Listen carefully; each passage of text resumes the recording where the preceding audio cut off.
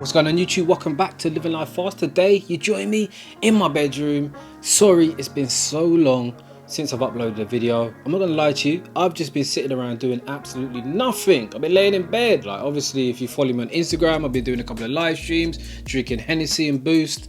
But yeah, my life's just completely falling apart now. I'm obviously going a little bit over the top, but now usually I'm in a routine of filming, editing, and now I'm just at home. Yeah, let's not keep this too negative. There's enough of that on the TV. But yeah, today we're going to be reviewing the fastest car on Living Life Fast. This is a very anticipated video. You all want to know what I think the fastest car is, and even the car that I choose, it may not even be the fastest car, but I'm going to go by my butt dyno. I'm going to go by, you know, the 100 to 200 kilometer times. I'm going to go by the 0 to 60s, and just, you know, I'm going to treat it like I'm betting money on who's the fastest. So I've chosen 12 cars. I'll probably choose some other cars to add in at the end, but we're going to go from the least fastest to the fastest on the channel. So guys, as always, I hope you enjoyed the video, and I'll see you in a sec.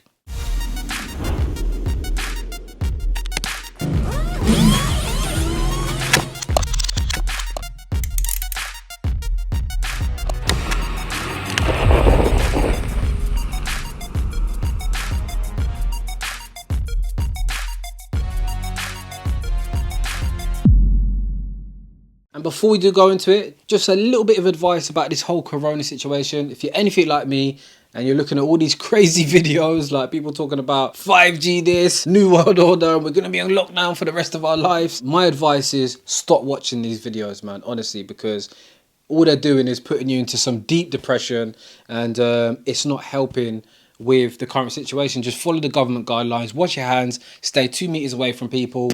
Try to not even go out if possible. But my advice is try to eat healthy. Not that I'm the best example.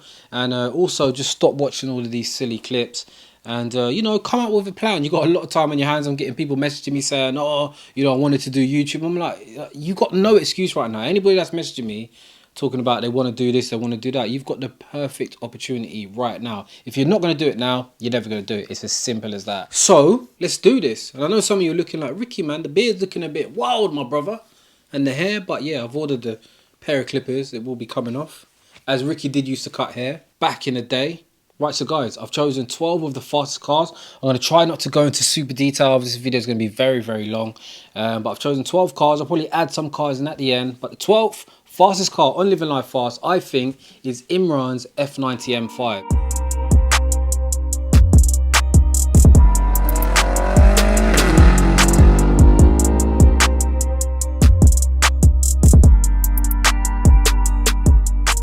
At the time when I went out in it, it was running 743 brake horsepower, 4-wheel drive. That car is a seriously fast car. I think as of today, it's running closer to 800 horsepower, and he's just, I think he's doing quarter miles in just over 10 seconds. He's nearly in the 9-second range. Still waiting for somebody to build the engine and maybe do hybrid turbos. I'm sure Imran is looking into doing something like that pretty soon. But yeah, I have heard that the F10 engine obviously is similar to the F90. Apparently they're a bit of a nightmare to build. There's only 1 or 2 cars that have ever actually been built correctly. Obviously the F90 is still a pretty new platform. There's a lot of potential. Obviously we know with the F10 M5 it's a similar engine, and it's not going to be too long till we're seeing some of these cars producing 1,000 horsepower. Obviously the biggest complaint with the F10 M5s was always traction. So now they put a 4-wheel drive system. We are going to definitely see some fast times in the future. So moving on to the 11th fastest car, I am going to go with Tom Wrigley's M240.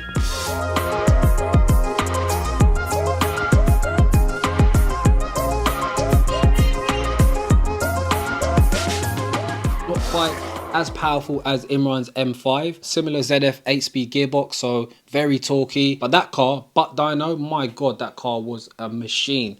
And let's not even talk about the spec of it in today's form, because right about now it's running about 800 horsepower. It's doing 100 to 200 in 4.9 seconds, which is Bugatti Veyron speeds. Tom and Imran have raced at Santa Pod, obviously quarter mile race from a standing still. 4-wheel drive's always going to benefit, but I would definitely say in a rolling race that Tom's M240 I think would win. Okay, the M5 is a 4.4 litre V8 twin turbo, very torquey engine, and if we're going by the F10 M5s, they only get faster the further the distance, but I feel with the 4-wheel drive system there's going to be a lot more drivetrain loss.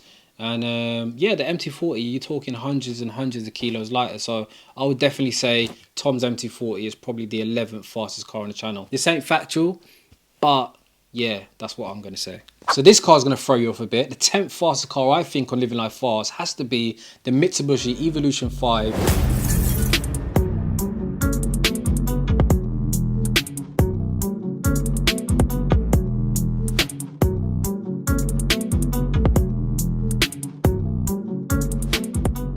That was running 682 brake horsepower. I know some of you are like, what? Seriously, Ricky?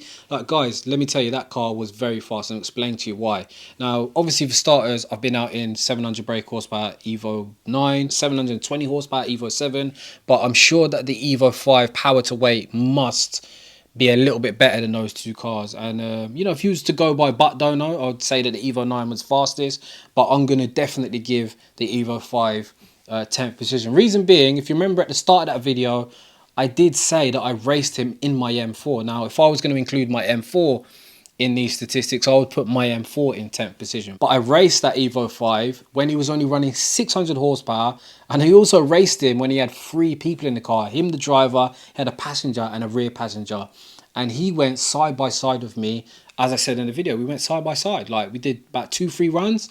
And yeah, he went side by side. So, and it's weird because if I just reviewed the car without racing him, I would have never thought that that Evo 5 would have kept up with my M4. In reality, his car with 80 horsepower less than when I reviewed it was as quick as my M4 with 3 passengers. So how can I not put it in 10th position? You know, I'm not here to pull the wool over anyone's eyes.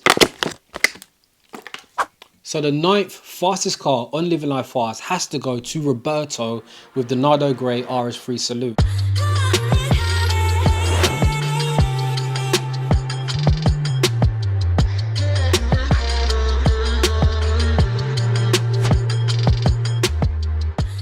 740 brake horsepower, and what did he do? 0 to 60 in 2.1 seconds. He did 100 to 200 kilometers in 3.99 seconds. That is insane for an RS3. All he's running is, I think, was it a TTE 700, if I'm correct, on E85, 740 horsepower. So if we was going by them times, it would easily be the 2nd fastest car on the channel. But you got to factor in that that car was running, when I say no interior, I'm talking no door cards. It didn't have a passenger seat. You're talking drag radials, fully stripped, everything gutted, like, you know what I mean, every last thing you can think of. So to produce those times, it's very reliant on no weight. A lot of these cars that I'm talking about today have got full interiors, do you know what I mean? And as I say, if I'd been out in that car in that form, then I would be saying something else. I would say when I drove it, it's probably doing like a 5 second, maybe 5.2, 5.3, 100 to 200 kilometer times. Going by what those RS3s do with those hybrid turbos, that is roughly the times they do. Monstrously fast car, really looking into the RS3s at the moment. And don't be confused, Roberto's RS3,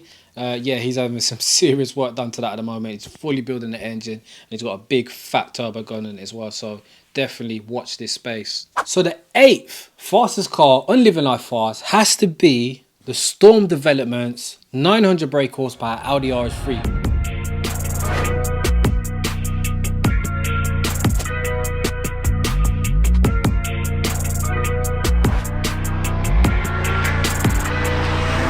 Which was, it was finished in grey. It was the pre-generation RS3. What a monster that car was. I drove all the way to Cornwall to drive it. I was filming for hours, so you may not have got a great reaction. I actually left my GoPros at home. So that car was so fast, the whole deck system didn't even feel 4-wheel drive. Of course it did, it was gripping, but the torque steer was crazy. Obviously, if you want to go by its 100 to 200 kilometer times, it's done a 4.86, but what you got to remember is that that was basically full weight. This isn't drag radials, this isn't a fully stripped interior. This is just a normal road car that can do a 4.86. Even if you want to call it a 5-second 100 to 200, it will do that religiously every day. And you got to remember that the pre-gen RS3s, they're not as efficient as the new ones. They're not as good at putting power down. These new cars are like, they're like magic, the way they put power down. They remind me of the GTRs, you know, but the pre-gen RS3s, obviously, I think they're a little bit heavier, you know, it being a hatchback, they're less aerodynamic. So to produce a 4.86, I think does a 10-second flat quarter mile, I think is pretty amazing, which is why it has to be the 8th fastest car on the channel. Let's not go by the 100 to 200 times or the 0 to 60s or quarter mile times. If they were doing a rolling race, that RS3 would just, it would storm past 200 miles per hour so easily. And that's why it gets the 8th spot on the fastest cars on Living Life Fast. Oi. So the 7th fastest car in Living Life Fast is another Audi RS3. It is MRC's 810 horsepower RS3 saloon.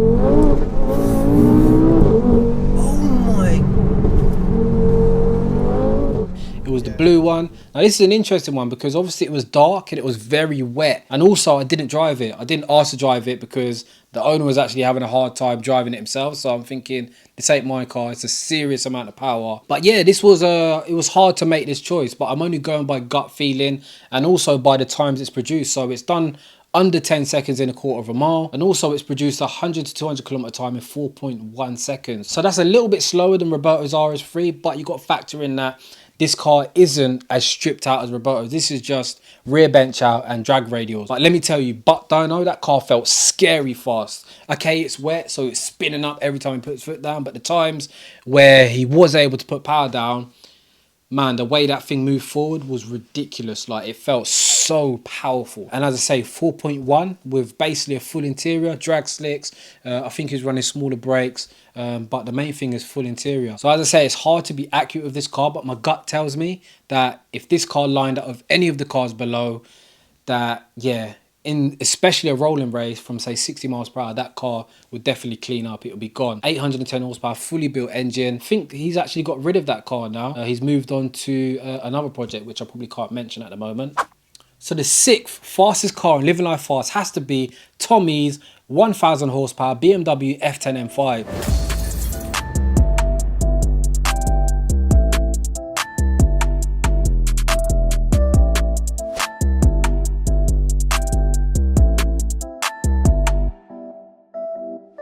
And it's an interesting one because every time I've been out in Tommy's M5, from the cabin, it doesn't feel the fastest, but evidently it's one of the fastest cars probably in the UK. It's done 214 miles per hour in a standing mile at VMAX. Like, I don't think some of you guys actually understand that. Some of you may have done 200 miles per hour on the motorway or something silly, yeah, wherever it was. But your car would probably take 2-3 miles to get to 200 miles per hour. His car, from a standing still from 0 miles per hour, can do 214 miles per hour. It runs boost by gears, so in the lower gears, it's running less boost, which enables it to put power down. And I was always under the mindset that the M5s weren't that great. I've been in many F10 M5s, and all they do is spin up. But Tommy's M5, very controlled. I think he's done 100 to 200 kilometer time in 4.88 seconds. He's done 60 in like sub 3 seconds, and it does a quarter mile in like low 10 seconds. So it's a very fast F10 M5, and Tommy does not play around. I mean, he had race fuel on the day when we filmed this car. Every 10-15 minutes he was pulling over, letting out pressure in the tires. Let me tell you, that guy's crazy. He's used to riding turbocharged bikes, so yeah, man, he's like a real freak for speed. But Tommy's F10 M5, I would say it really comes alive at higher speed. Some of the cars I've already mentioned would probably kill Tommy's car to say like 150, but yeah, Tommy's car really comes alive the faster you go. That car, you know, as I say, the F10 M5s, even if you look at Imran's F10 M5, I think he was like 750 horsepower. He used to beat every supercar. So can you imagine a car running hybrid turbos, like close to 1000 horsepower? I'm just going by the fact the F10 M5, it's rear wheel drive. It's just hard to put that 1000 horsepower down to the ground. Only at higher speeds does it deploy the full power, you know, whereas these smaller four-wheel drive cars, they can put 100% of their power down, which is why they're achieving faster 100 to 200 kilometer times. And I know I keep mentioning this 100 to 200 kilometer times, but I think it's a true measure of how fast the car is. You know, you could take the disadvantage of rear-wheel drive cars spinning, and it takes away the advantage of four-wheel drive cars. Although when you get to really powerful four-wheel drive cars, they can still spin up even at 60 miles per hour. But yeah, 6th position to Tommy, 100%. So the 5th fastest car in Living Life Fast has to be Peter's Pure Turbo's M3.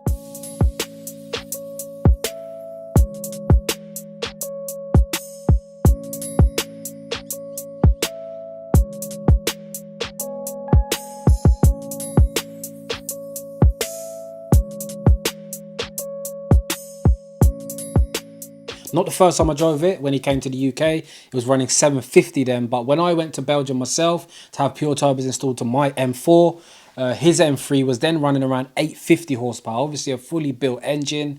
And yeah, it's definitely interesting because I've imagined Tommy's M5 racing Peter's M3. And I'm telling you, Peter's M3 was so fast. Smoked a lot of GTR, smoked a lot of supercars. And when I think of it having a race with Tommy's car, because you got to remember I raced Tommy's M5 in my M4, which he did beat me, but I did see Tommy's M5 race another M4 which was similar spec to mine, a little bit faster than my M4, still beat that M4. But then when I think of Peter's M3 running like probably, even if you want to call it an extra 50 to 70 horsepower, I think the M3 would have the advantage. I think initially Peter's M3 would have the legs on the M5 pretty hard. I think by the time the M5 gets up to speed and starts to reel the I think the M3 would be gone. I think he's actually got rid of the M3 now. He sold the engine, but he's still got the M3 itself. Peter's onto new things. And it's funny because everybody who chases power in rear-wheel drive cars eventually have to turn four-wheel drive. So Peter at the moment, he's more working on his TTRS and his M140, which is very, very fast. Obviously, Peter's car is a monster, but you got to remember, that's the car that inspired me to go do what I did to my M4. When he came over to the UK, I was just baffled at why his car felt so amazing. Like, you know, for running so much power and it being so usable, it just left me confused, because obviously we all know a stage 1, stage 2 tuned M3 and M4 becomes a real nightmare to handle. I was baffled. Like, I thought it must have been the Alcantara wheel combined with, he had passive suspension. It didn't have the adaptive option because it was a European model. But what I've now found out 2 years later is it's definitely down to his lightweight wheels. His wheels were like 8 kg per corner, and now driving my M4 with the lightweight wheels, complete transformation. And all these cars that I drive with lightweight wheels, it's one of the best modifications you can do to your car. If you're looking at buying a nice set of wheels, try and factor in the weight as well. Try and get the lightest possible weight. So I would say the fourth fastest car in Living Life Fast has to be Nick's 1000 horsepower Nissan GTR. That's a good pull in here. Fucking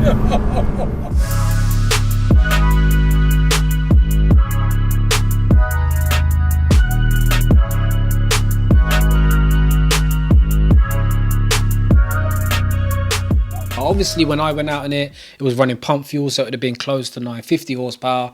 But obviously, since then, Nick's car's had a shitload of work done. It's had, I think it's gone through possibly 2 sets of turbos, different mapping. It's a whole different animal right now. But I can tell you that that car, even in that form, was just ridiculously fast. Like, it did not stop pulling. I mean, the further down the RPM you got, it just kept building power. Obviously with turbocharged cars, normally you hit boost and then it really fades off, but not Nick's car. It just keeps pulling and pulling and pulling. When I imagine Nick's GTR racing Tommy's M5, I can't help but think that the initial gap that the GTR would pull, it would be too much for the M5 to reel it in. I think the gap would be too big. I think the longer the gap, the M5 would eventually start reeling it in, because the GTRs, they are known to have a lot of drivetrain loss. It'd be very interesting to know the 100 to 200 kilometer time on Nick's car. This is why it was hard to position his car, but I would definitely say it's got to be a 4.5 to 100 to 200, maybe a little bit lower, maybe a 4.3, who knows. But yeah, definitely 4 positions to Nick's GTR. Look forward to actually getting his car back on, because I think it's now running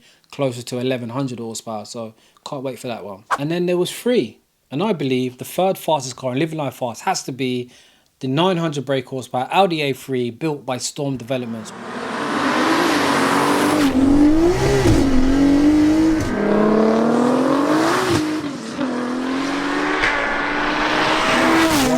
A machine. That car easily takes 3rd place in this channel. If you follow the channel closely, you know I always mention the fact that a motorway will feel slower than driving on a dual carriageway, and a dual carriageway will feel slower than driving it down B road. So where we drove the A3, it was complete B roads. It just, like, you know, we're heading into corners. It just felt monstrously quick. That car didn't feel like it belonged on a road, like how savage the acceleration was. When you come on boost and you let off the throttle, it didn't want to come off. Like, the turbo's humongous on it. Maybe my reaction from the video didn't show you truly how fast that car was. But yeah, I just drove to Cornwall 5 hours. I filmed the car for like 3 hours. I'm 8 hours in before I even started filming. So yeah, a lot of these videos I am really tired. Like, but the Audi A3, wow, what a machine. I've seen videos of that car beating a 1300 horsepower GTR in a quarter of a mile. So in a rolling race, it'd probably be a little bit different. But yeah, in my opinion, on a rolling race, everything that I've positioned these cars, I think the A3 would be gone. That car was very, very fast. So the second fastest car in Living Life Fast has to go to Paul with his 1070 horsepower Audi RS6. Jesus Christ.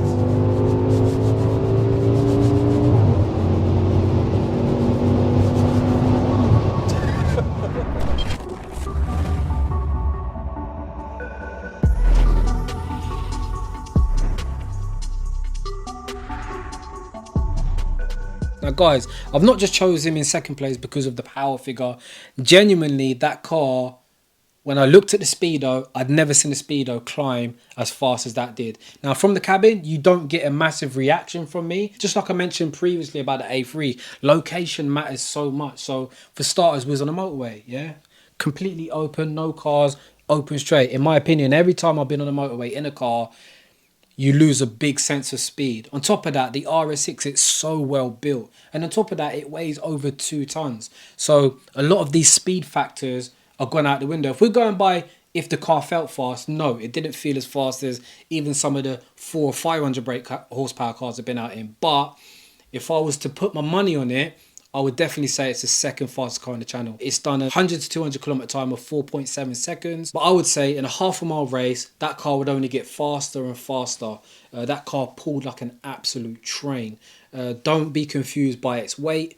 It was a very fast car. And as I say, by looking at the speedo, I'm just going by my gut feeling. It's not because it was 1,070 horsepower why I'm choosing it second place. But I can tell you that if I drove that car anywhere apart from a motorway, you would have got a whole different reaction. Even for a brief second, we took it down a dual carriageway and it felt like a whole different car. So let's move on to the fastest car in Living Life Fast. And I think you all know which car it was. It's the car that got the biggest reaction from me. And it is Ollie's 1100 horsepower JM Imports Nissan GTR.